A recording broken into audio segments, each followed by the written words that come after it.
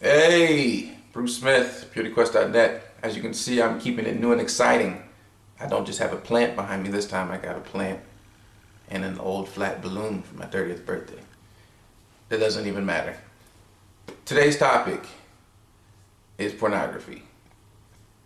Interesting that we live in what they call tough economic times, and money's tight, gas prices are high, businesses are going out of business, popular ones like Circuit City. I used to shop there before they started going downhill.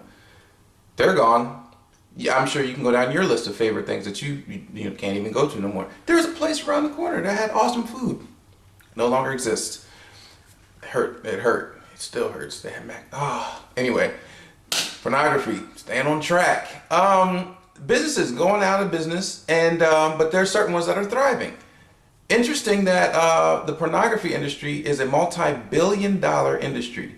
I did not say million, I said billion with a B, which indicates to me that even though money is tight, prices for everything is high, businesses going out of business, that sounds redundant, but anyway, people are still investing in pornography heavily.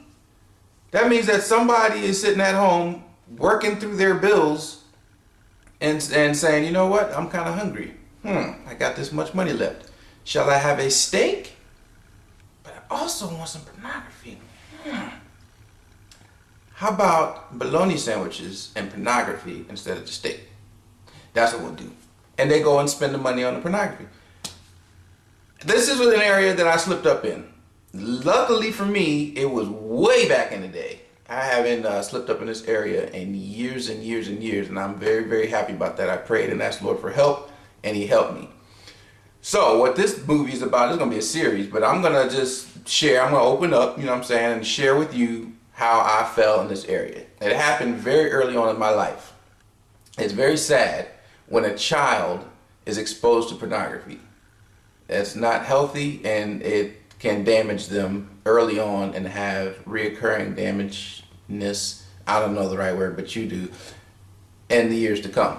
When I was a kid, there were several places that I went, and pornography was just right there for me to look at. One day I was walking to school, and there was a magazine right there in the middle of the street.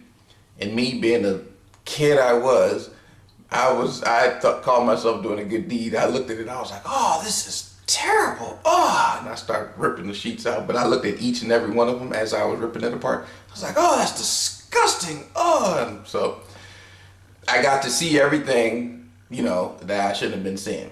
Movies. I would go over to different people's houses, spend the night, like if my parents were going somewhere or whatever, they would leave us with, good close friends and stuff like that, who had HBO and would be up late at night. They wouldn't be watching pornos, but I mean, HBO, they show stuff, movies rated R. And, me being a little sneaky kid, eyes would be closed and I'd be doing that little thing where I'm like, I see boobs. And they look over and I'd be like, you know what I'm saying? Like I would play the little game. So I got tastes of stuff that I shouldn't be seeing early on, and it started getting worse and worse. I think my worst experience, or I should say what started my worst experience, was one time I was over at my cousin's house. And his dad had a healthy subscription to Sports Illustrated. Interesting though that the Sports Illustrated magazines were nice and crisp and clean, but the swimsuit edition looked like it had a little, vintage, like someone had been looking at it. Just an observation. Anyway, the one where Tyra Banks was on the cover, I won't describe it to you, but it's like burned in here because I stared at that magazine cover for a long time. And this is the damage that's done with pornography, and even stuff that is not technically pornography, but it's how we view things, how we think about things. When you're looking at something like that, it's not like, I just saw a picture of Tyra Banks. Okay, and you go on. No. You're looking at the picture, and you're like, she didn't leave much to the imagination, but the imagination is working. You're like, so I wonder, I'm not going to explain anymore. You get what I'm saying. So my imagination was running crazy over a swimsuit picture. So you can see, and I have many more stories. I could tell you, I have relatives, luckily extended, but relatives who had stashes. And the kids are amazing at finding stuff that they shouldn't be finding. I was, I mean, they tried to do a slick move and put it up real high somewhere. Man, I was a climber. I climbed. I was on the top of the dresser, reached around. I was like in the closet on the top shelf. No problem. So I got a bunch of bad stuff in me early. And it became a serious problem because I got to the point where I could not even walk into a bookstore without it affecting me. As soon as I crossed the threshold from the mall to the bookstore, my heart started pounding and I started getting nervous because I knew that I was about to try to sneak and see something, and it just was really, really bad. So where it got really bad was when I was in college and got into a computer lab. See, the internet and all that kind of stuff was new then. It's all prevalent now, but it was new then. And, you know, I hadn't really been on it a whole lot. So one day I was in between classes and in the lab and I was like, let me look up Tyra Banks, you know, just to see what kind of other swimsuit shots are available. And so, you know, I found some swimsuit shots and then, that's a tongue twister. And then they had other links that was like Tyra Banks nude. And I was like, and this was the thing, I was like, she ain't really gonna be nude on this. They joking, you know, but let me see just to prove that they ain't gonna be what it is. So I clicked on it. That was a mistake. I mean, she wasn't on that particular link. But what those things do is they go boop, boop, boop, boop, boop, boop, boop, and you get like 20 different windows of people who aren't Tyra, but they're showing all kind of stuff. And I mean, that just, it goes downhill from there. So, long story short, after that, I realized it was wrong because afterwards I felt really, really guilty about it.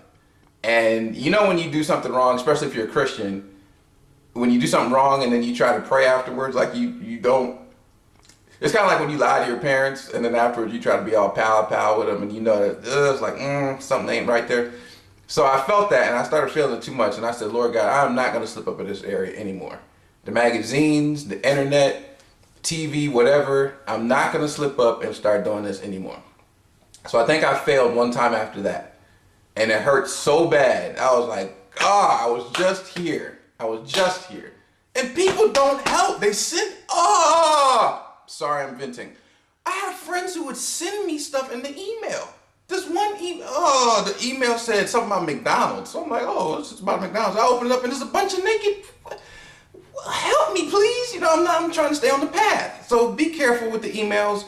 I mean, and luckily, as soon as I saw what I saw, bam, I closed it back out and deleted it. Don't fall into the trap. Don't even think about, well, maybe, you know, as soon as the thoughts start coming, cut it out, shut the computer off, and go for a walk. Do something to help yourself. And tell your friends, stop sending me stuff I don't need to be seeing. All these emails going around with stuff, it might be funny to some people, it's not healthy. It's not good for you to be feeding on. And that's what the whole thing is about. That's what I had to learn.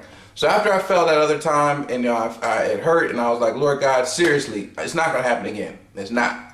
I think I was in my early 20s when I said that, and ever since I have not looked at any pornography. None. Not on TV, not on the computer, not anywhere else, magazines, whatever. And it's tough because I have cable and I have internet. And so I just had to train myself on what not to do. I do not surf the channels late at night because stuff is on late at night. So if there's going to be some TV watching late at night, I look at the guide and see exactly what I'm going to be watching, and I go to that channel and I watch that. There's too many times where I've gone to people's houses late and they flipping through the channels and all of a sudden boobs. Yeah, you don't need to be looking at, I mean, you know, and the other stuff too. It doesn't really work. So anyway, I have learned through the last several years about what not to do to fail, I should say, to keep from failing in this area. So, what I'm going to do in the next couple of videos is talk about some specific areas, some specific tips that you can use to help yourself to not fail in this area as well. Pornography should not be a multi-billion-dollar industry. Save your money, buy a house, do something, you know, healthy, buy your children some toys, you know, stop investing in bad stuff. Okay? So, with that said, I'm gonna wrap this movie up right here, and it'll be a series. There'll be more to come. But hit me up, give me your feedback, prettyquest.net. Hit me up on Twitter and all the other stuff that you can hit me up on. It's all on my website, and I'll talk to you guys soon. All right, thanks.